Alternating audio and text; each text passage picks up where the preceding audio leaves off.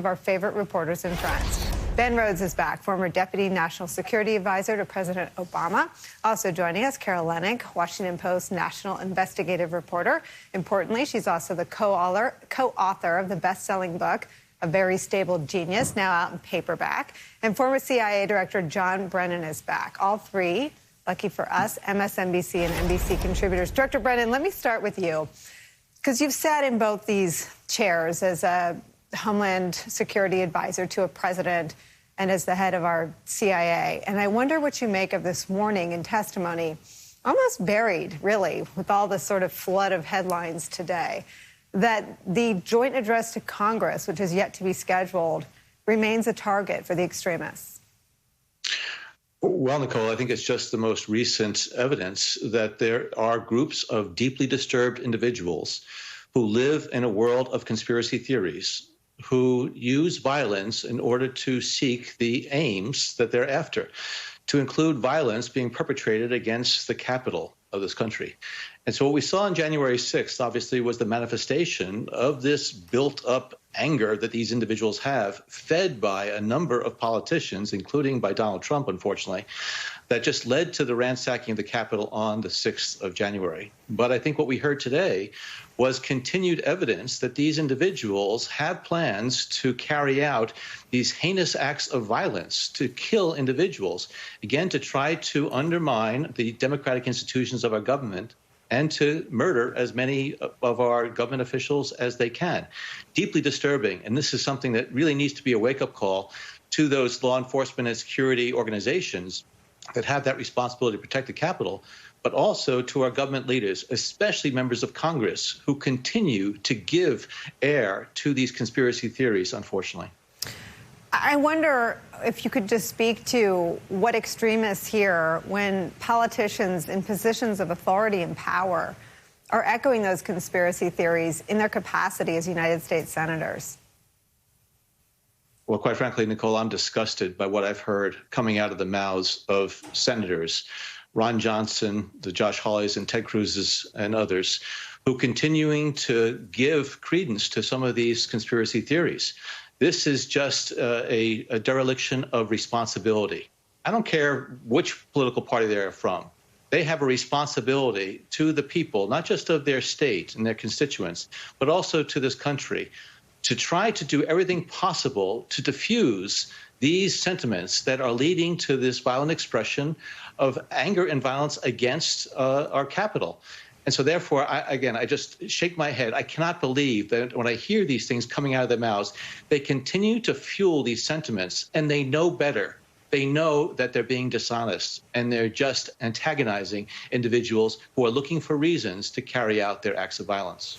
You know, and it's where, Carol Leonnig, the 9/11 parallels come up short. Because after 9/11, and I say this every time we use any of those parallels, the policy choices were polarizing at the time, some of them certainly polarizing and very much contested in hindsight. But the Patriot Act, I believe, passed the U.S. Senate 98 or 99 to 1 or 2.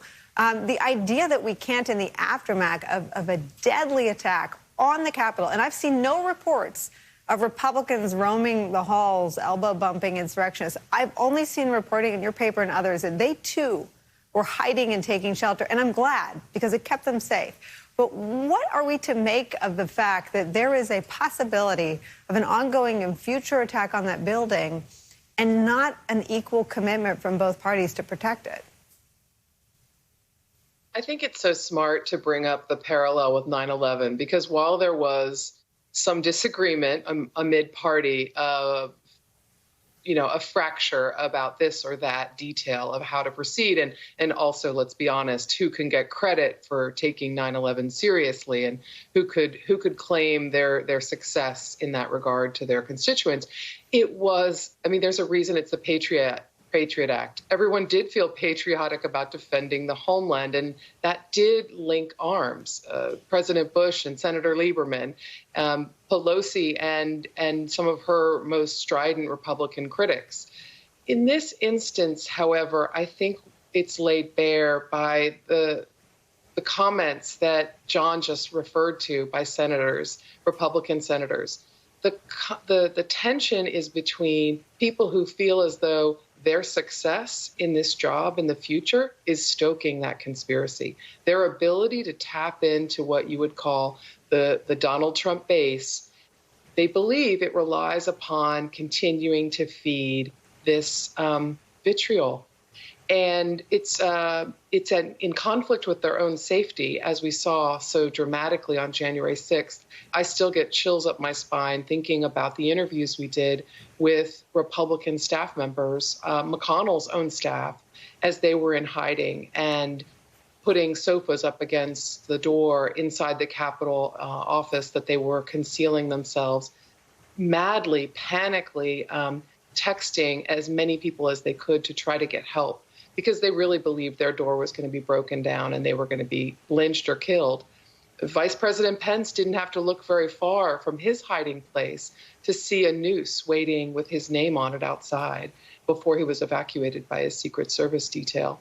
But I think that tension, Nicole, this is a time when people actually believe their voters want this, and they keep stirring it.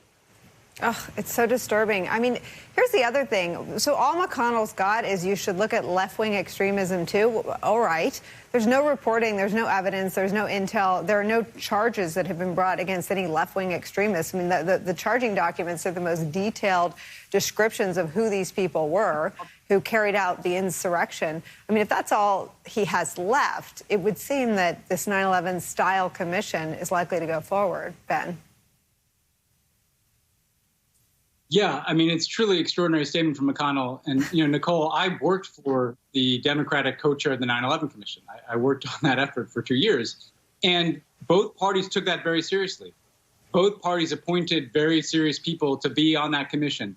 And what that allowed you to do was to, yes, look back and understand what happened on 9/11, but also to make recommendations to deal with the new threat of terrorism, to overhaul the U.S. government, to invest in and apply resources to defending the country. And when you look at Mitch McConnell's statement and you look at how Republicans have dealt with this generally, they talk about wanting to move on. They talk about conspiracy theories that were believed by people who stormed the Capitol. You have United States senators talking about Antifa being among those who stormed the Capitol. They're doing everything they can to treat this like it's just some other Washington political drama that they have to get through while continuing to appeal to their base. While we hear in that warning from the chief of the Capitol Police, this is an existential threat to our democracy. These are people who tried to decapitate the government, tried to essentially end American democracy on January 6th, and we have every reason to believe that they want to do it again. And until that attitude changes, we can't deal with this as a country effectively. It's going to take, at some point, the parties coming together to take this seriously, and in particular, the Republican leaders in Congress sending a message to people who will listen to them to cut this out. And if that doesn't happen, there are going to be acts of violence. And it may not be the Capitol, it may be in other parts of the country, but this is going to be with us. And if January 6th wasn't a wake-up call, then what is going to be a wake-up call for this country and for the Republican Party? I mean, Director Brennan, the study of countering extremism, it's not a complete science. There's obviously some art, and there are geographical and cultural differences in the approach. But none of the examples include nodding and refusing to condemn the extremist violence. None. There's no example of extremism being dealt with in any religion, in any country, by coddling them and having that result in less violence. I mean, what road are Republicans heading down by refusing to say out loud that political extremism, and I mean, if you just watch the video, they're waving Trump flags. That's who they identified as, Trump supporters. They're not waving American flags, they're waving Confederate flags, and they're waving Trump flags, and they are there, as Ben Rhodes says, to overthrow a government function, to, quote, hang Mike Pence, in their own words. They don't identify with the left-wing extremists that Ron Johnson sought to talk about.